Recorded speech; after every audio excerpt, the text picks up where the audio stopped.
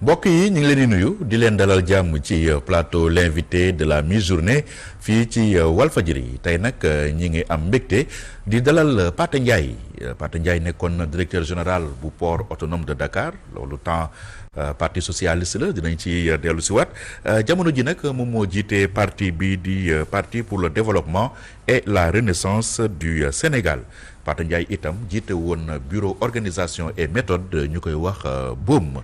Pathé maa ngi lay nuyu. merci beaucoup monsieur Edouard Faye maa ngi lay nuyu bu baax yow ak sa collaborateur ak yi nekk yi ma gisul waa disons waa rajo Walfadjri waa télé Walfadjri di leen nuyu di leen sant di leen remercier si invitation bi. Donc ma si profité di nuyu donc vos téléspectateurs et auditeurs ak suma mbokku Tëngéej yi nga xam ne. ñoo dëkk bokk aussi suñu parti di le PDRS. waaw ñu ngi lay gërëm bu baax si li nga ñëw si suñu invitation sa tur si woon na trop ay jamono ñu ngi fàttaliku fin année 2000 année 90 yi Pathé Ndiaye port foog ko dégg rek sa tur donc si yow lañ doon xalaat waaye depuis lors pratiquement da nga absenté da nga bokkatoo ci l'espace public le débat public gis duñu la gis nga participer si loolu lan moo ko waral ban choix la wala bokk loo xam ne loolu la contraint la. Disons c'est un choix là bon effectivement j'ai fait une carrière politique même quand j'étais dans l'administration bon à un certain moment donné je me suis engagé politiquement dans le Parti socialiste ba bi may dem port avec les élections de 2000 et tout. Bon, les audits qu'il y a eu, audits yi amoon en 2000. Ablaye Wade ñëwee. Voilà man defe naa man maay directeur général bi ñu mujjee licencié. moo tax souvent je dis que damay wax ne je suis le dernier des Mohicans. de Abdou Diouf. Alors audits yi ça s'est passé correctement pour moi. convoqué wu ñu la woon dikk parce que jamono jooju moom indi ñu. waaw daan nañ dem li may dem dikk li ñu dem dikk moom bari na moom. li ñu dem dikk bari na bon c'était bien médiatisé aussi parce que chaque fois que ñu convoqué lu dikk defe naa la presse daan na ko yëg di si wax les audiences aussi avec les juges d'instruction yooyu yëpp. mais yàlla baax na man génn naa si ak jàmm ba am non-lieu un non-lieu boo xam ne vraiment maa ngi si gërëm mes collaborateurs yama fa bàyyi woon ñoo xam ne jàppale nañu ma bu baax parce que defuñu fa dara loo xam ne daal jar na wax bon donc sur ce point-là après dama continuer waana suma activité politique au niveau du Parti socialiste ba 2013 bon ma génn si parce que situation bi ñu créé woon daal ak fi ñu vraiment suñu camarade Ousmane Tanor Dieng doon jëmale doyu ma woon quoi ma génn si créé suma parti dugg naa Benno pendant quelques mois mais gaaw naa si génn parce que dama gis ne yoon bi ñu jël daal baaxul boobu maa ngi yëg les tendances de mauvaise gouvernance les scandales financiers yi amoon dans certaines entreprises ma xam ne daal du ma mën ànd ak ñoom ma génn si toog jàpp suma njàmbur. waaw ci diggante bi àndoon nga ak Khalifa Sall. ma mujjee ànd ak Khalifa Sall te li tax ma ànd ak Khalifa Sall mooy dañu bokkoon conviction politique socialiste.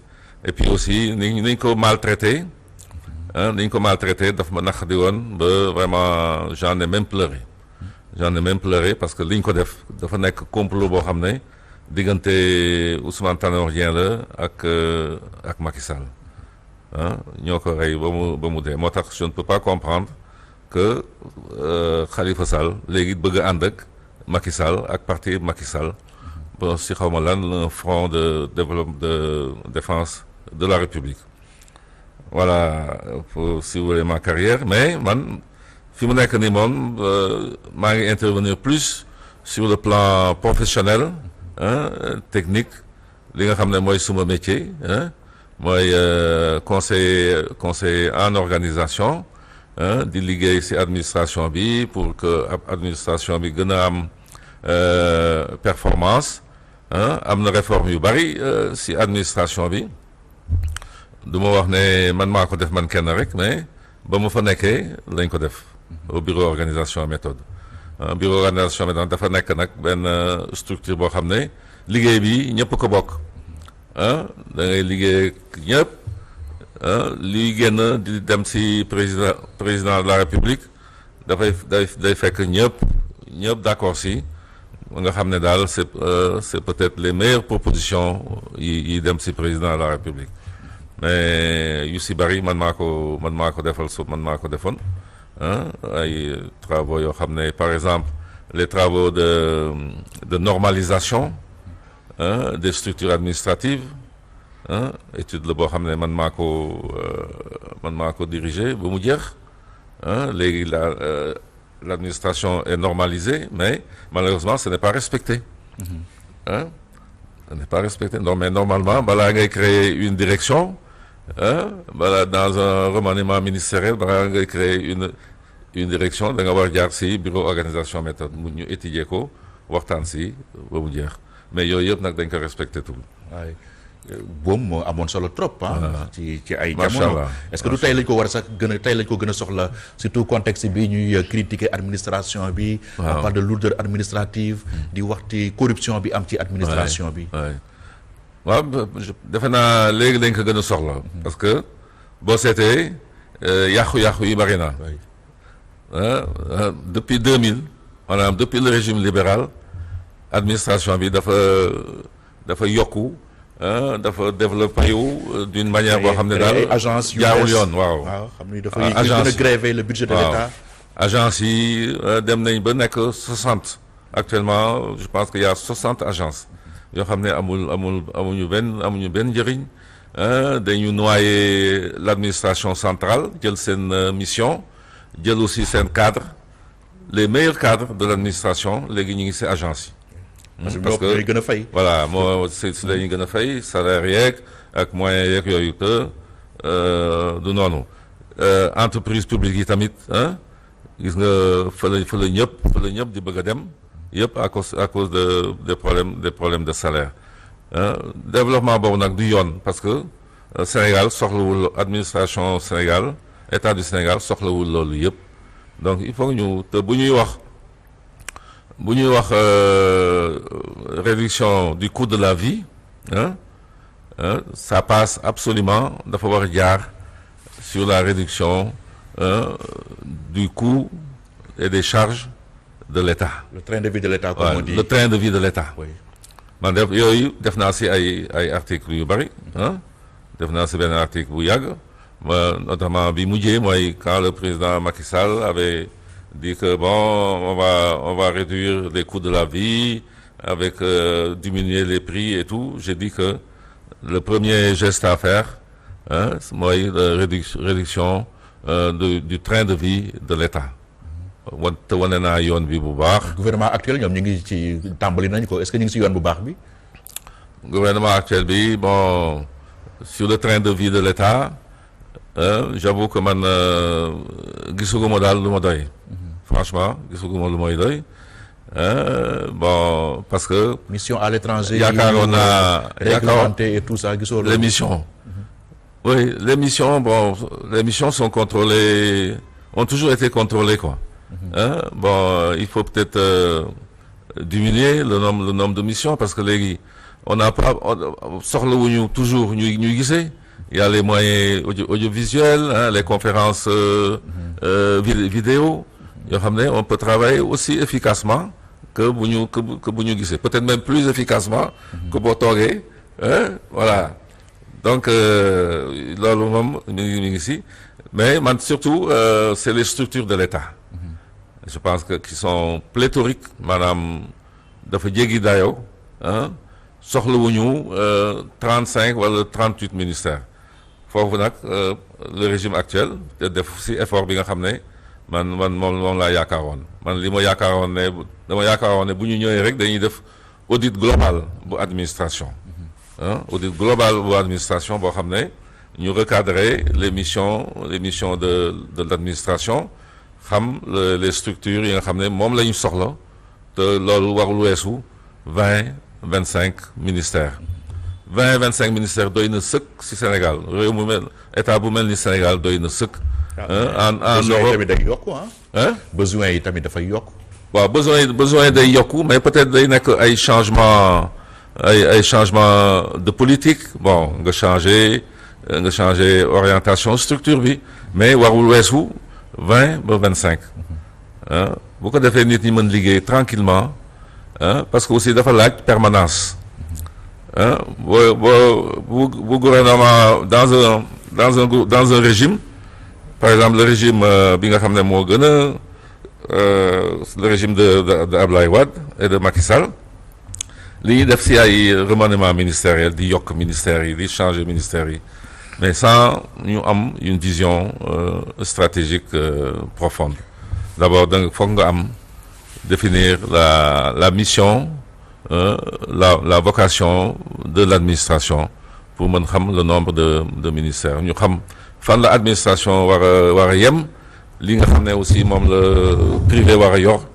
si ngay mën a xam le nombre de départements ministériels qu'il faut mais daal 20 ba 25 doy na sëkk si état bu mel ni Sénégal loolu nag man yaakaaroon naa ko si régime bi ñu def ko bon ils n'ont pas encore fait mais am na lu ñuy def loo xam ne aussi bon je trouve que baax na def nañu le problème de la sélection au poste aux emplois supérieurs xam naa ne ñu ngi si liggéey bu baax. appel à candidature yi. voilà appel à candidature. mais ba léegi defuñu ko waaw defuñu ko parce que bon mais dañu parewul ils sont pas prêts. am na liggéey bu ñu dénk bureau organisation et méthode pour mu réfléchir jox leen des propositions sur les modalités d'instaurer d'instaurer cette sélection-là. Bon, ñu ngi si mais effectivement bon ça tarde à commencer. Ça tarde à démarrer. Entre-temps, ils avaient des objectifs, peut-être des politiques, ils ont nommé. Mais je pense que malgré ces nominations, bés bu bureau organisation méthode pare dañuy reprendre yëpp. moom la yaakaar mais kenn mënu woon bàyyi le vide comme ça quoi. mënu woon bàyyi le vide, ne pas nommer, ne pas faire des changements qu'il faut dans ces entités-là. Ils les ont fait, mais je pense que ce n'est que patience, il faut patienter pour que ñu def. Alors daal je trouve peut-être que réforme yi ñoom ñi ngi si réfléchir ñi ngi liggéey peut-être sans bruit wax dañuy war a peut-être gën a gaaw si yëf yi parce que aussi le temps n'attend pas. waaw ñoom aussi convoqué nañu dialogue pour le 28 mai bii di ñëw. yow est-ce que sa parti jot nga sa invitation te est-ce que di nga si dem dialogue boobu. jotaguma invitation de mais sama parti aussi jëlagul si position donc li mu si mën wax rek c'est tout à fait personnel mais on va y réfléchir parce que j'ai vu gis naa très rapidement que les termes de référence ont été envoyés diffusés dans la presse mais man li ma gën a gëm daal mooy que ñu changer méthode ce régime-là prône la rupture dans tous les domaines donc même au niveau du dialogue il faut rompre choisir la date du 28 qui était la date retenue chaque fois par l'ancien régime pour faire des dialogues, c'est comme si on allait dans le même sens. Bon, or dialogue bi ñu soxla léegi c'est pas un dialogue pour régler des problèmes individuels d'hommes politiques, mais dialogue bi ñu soxla mooy ñu régler les problèmes du pays, le problème du coût de la vie, nu ñu koy régler. C'est le dialogue qui vaille devrait être économique, par exemple. Le problème des institutions. Oui. Quel type de régime politique il faut arrêter. Si bari nit ñi les hommes politiques, les partis politiques, la société civile réfléchir nañ ci ba pare muy les conclusions des états généraux, les conclusions des assises nationales, les conclusions de la CNRI. Je pense que daal il faut pas qu'on perde Dernièrement, du temps. les assises sur la justice. Voilà, les assises sur la justice. Yooyu yëpp mi fii et puis dañu ces documents-là dañu def ay études profondes, sérieuses et pratiques. Et même instaurer des modèles. Par exemple, au niveau des assises nationales, il y a un projet de constitution qui a été écrit. Plutôt au niveau de la CNRI, CNRI, ouais. il y a un projet de constitution qui est écrit déjà. Bon, nañ ko xool ndax lu ñu si modifié mu jeex mais di wootewaat dialogue pour que nit ñi nekk foofu di wax yoo xam ne et puis ñoom ils n'ont pas été aux 3 dialogues de Macky Sall. Léegi ils veulent faire le même dialogue que Macky Sall. Je pense que c'est un manque il y a pas de cohérence. Je regrette de le dire, mais on va réfléchir en tout cas sur l'opportunité d'y aller ou pas. Mais Sénégal dañ ne réewu dialogue la dañoo war di waxtaan pour trouver solution surtout ak fi ñu jógee situation bi jógee entre 2021 2024. Pour éviter yu mel noonu aussi est-ce que dialogue yu mel ni baax aussi. Dialogue yu mel noonu moom waroo nekk voilà il faut dialoguer sur des problématiques. Par exemple le projet d'amnistie là introduit par le député Amadou Ba bu ñu toogoon waxtaan si avec les autres bon du demee nii parce qu'en fait on avait les mêmes objectifs li ñu bëggoon mooy que qu'il y ait pas d'impunité qu'il y ait pas d'impunité que tout le monde du moins les crimes qui ont été commis les délits les tortures soient traités loolu dañ si waroon toog waxtaan ko rek mais on l'a pas fait donc man j'appellerai le régime actuel à plus de concertation dañu war a waxtaan ak nit ñi sur des problèmes nag concrets comme vous l'avez dit la situation économique du pays bon kenn xamul les gens les informations ne sont pas données de manière très claire le niveau d'endettement du pays vous avez vu les conclusions de la Cour des comptes, le rapport de la Cour des comptes, qui a des appréciations diverses. Bon, c'est pas la Cour des comptes qui a fait le rapport. Tout ça, c'est des choses à éviter. Bon, réfléchir donc sur ces questions-là. La Cour des comptes a posé beaucoup de problèmes. La Cour des comptes a identifié beaucoup de problèmes yoo xam ne il faut que ñu jug si. Par exemple la gestion des fonds au niveau du Trésor comment cet endettement caché là a été fait, c'est sur la base de décisions prises par les gestionnaires du Trésor et qui ont mis de côté toutes les procédures du Trésor. Je pense que le Trésor, c'est une structure boo xam ne elle est bien organisée. Elle a des procédures claires de gestion. Bu ñu ko suivre correctement lii yëpp du am. D'accord. waaw léegi ñu waxtaanee port autonome de Dakar bi nga xam ne jiite nga ko lu toll ci juróomi at. de 1995 à 2000. yow sax yaa nekkoon dernier directeur général bu régime mu parti socialiste. tey ban regard ngay jeter sur la gestion du port bi nga xam ni dafa bokkoon ci li ñu tuddee les fleurons de notre économie. Ouais. Le port c'est vraiment effectivement le fleuron de notre économie parce que fa la yëpp di jaar. luy dugg ci réew mi généralement les 90% foofu lay jaar liy génn tamit mi ngi jaar ci port bi et puis dafa nekk nag structure boo xam ne elle est très médiatisée. Elle est très médiatisée lu xew port moom nit ñi wax ci exagéré peut-être et tout alors actuellement, on parle de problèmes des problèmes de gestion. Ay licenciements. Voilà, des licenciements. am na 700 mais employés ça, ñu fa dàq. ça c'est ñoo dàq ñu leen seen contrat moo jeex. voilà. C'est l'héritage. C'est un héritage aussi. Hein, que le nouveau régime a trouvé. C'est l'héritage de l'ancien régime. Hein, une partie des ruines laissées par ce régime. Parce que vraiment, ñoom dañuy def dafa yàq la quoi. Parce que naka ngay jëlee di recruter 700 agents yoo xam ne ils vont commencer à travailler dans 3 ans.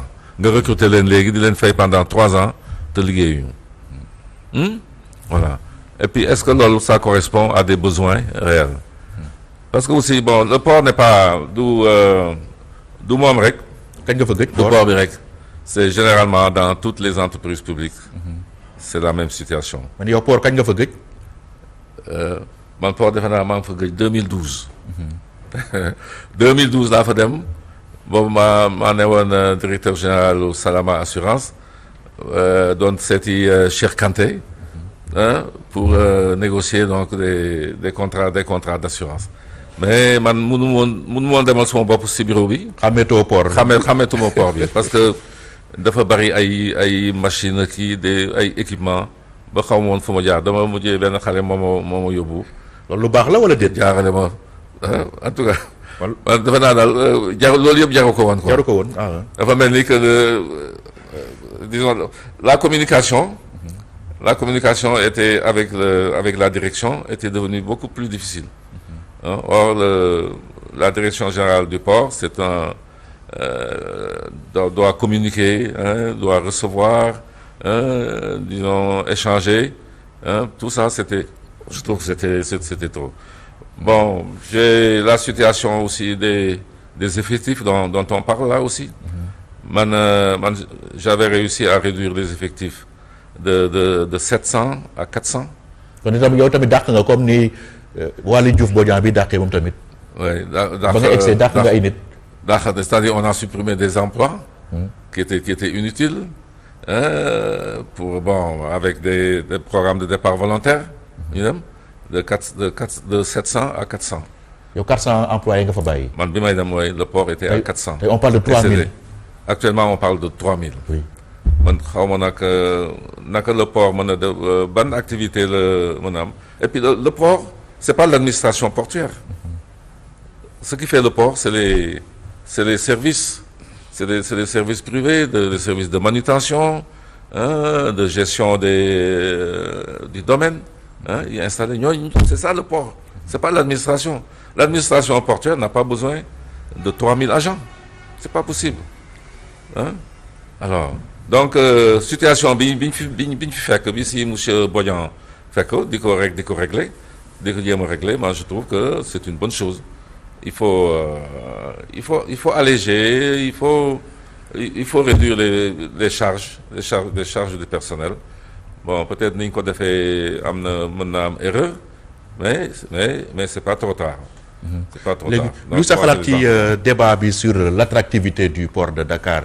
Dernièrement, kii di ANSD génne nañu benn rapport ne les activités portuaires ont baissé de 17%. Direction bi daf communiqué ne d'accord ñu si, au contraire sax activités yi dañoo gën a yokku. De l'autre côté, il y a la concurrence. On parle du port de Lomé, du port d'Abidjan yi nga xam ne aussi ñoom ñu ngi def tout pour nangu place au Sénégal. Ouais. Donc situation boobu noo ko gisee. Waaw kooku c'est le problème éternel du port, de tout temps. Bon, il y a la concurrence avec Abidjan, avec Lagos, avec Accra. Bon, Lomé sax daawuñu ko tudd mais Lomé léegi bon ñi ngi koy wax. Même le port de Nouakchott des fois ñi ngi ko doon tudd. Des fois nit ñi dañuy exagérer quoi, mais concurrence bi li ko waral mooy bu fekkee ne bateau yi ñëw fii pour décharger li ñuy perdre comme temps le temps compte. En matière de. Tout le monde bi ñu nekk nii c'est dans un monde de vitesse. Ah oui. Alors donc bu nit ki bu seetee que bu jaaree port Dakar dina fa def 4 jours avant nga débarquer. alors que Lomé boo demee Lomé il met moins de temps day dem Lomé. Voilà wala mu dem Abidjan. déjà camions yi rek pour ñu génn port wala ñu dugg fa. problème la léegi. camions yi tamit camions yi war a dugg port pour jël bagage yi. Je sais que ils mettent des fois 3-4 jours. Pour dugg si port bi. yooyu yëpp il faut que bu ñu bëggee port bi performant nit ñi di si ñëw di choisir le port de Dakar il faut que ñu régler problème yooyu. avoir des conditions de débarquement optimales, enfin les meilleurs, des coûts des coûts moindres, également que l'on perde moins de temps, parce que le temps compte en matière de navigation maritime. jërëjëf Pathé Ndiaye. Merci kontaan nañu trop Pathé Ndiaye. Ancien directeur général bu port bu Dakar. nga nekkoon itam directeur bu bureau organisation et méthode. jamono ji nga jiite parti bii di parti pour le développement et la renaissance du Sénégal. Pastef nga àndal wala ànd ak ñoom. foo bokk mouvance présidentielle wala opposition. Non. Moi, je suis pas avec Pastef. Je suis pas non plus dans l'opposition, mais je reste dans li ma gëmoon ba nekk Yewwi Askan Wi. Bon, Pastef moo gagné. Mais ñoo ànd def lépp ñoo ko defandoo ñoo defandoo élection locale defandoo élection législative. Présidentielle sax mën nañu wax ne ñoo ko defandoo parce que dañu d'accord ne ku nekk nga dem. ku nekk nga demal sa bopp bu ñu gagné bu ñu demee deuxième tour ñu jàppale ki jiitu yàlla defuñu deuxième tour. Bon kii gagné premier tour dañ ko war a jàppale. wala bu ñu ko mënulee jàppale duñ ko opposé. parce que opposé ko mooy yaa ngi renier li nga xam ne moom nga gëmoon. c'est ça alors man loolu mooy suma différent actuellement. avec Yewwi plutôt Taxawu Sénégal. Taxawu Sénégal. man suma activité yëpp li mu nekk li may dox si suuf mooy ñu jéem a retrouver Yewwi Askan Wi. Khalifa Sall Sonko ñu juboo comme ni ñu demee woon. comme ni ñu demee woon ak même Barthélémy Diaz. jërëjëf li taxoon ñu xuloo vraiment amul benn njëriñ mi ngi nii. mooy problème mu dialogue bi amul ça n'a rien donné. c'est ça te vraiment jaru ko woon daal. merci beaucoup. nañu jéem a àndaat. jàppale leen. jërëjëf jàppale Pastef pour ñu liggéey. jërëjëf Pathé Ndiaye mbokk yi fii la ñu yem ak yéen ci invité de la mi-journée ñu ngi leen di gërëm si li ngeen ñu doon suivre di leen jox rendez-vous suba ak jàmm jërë ngeen jëf. merci beaucoup. Allez, c'est moi. Merci bien.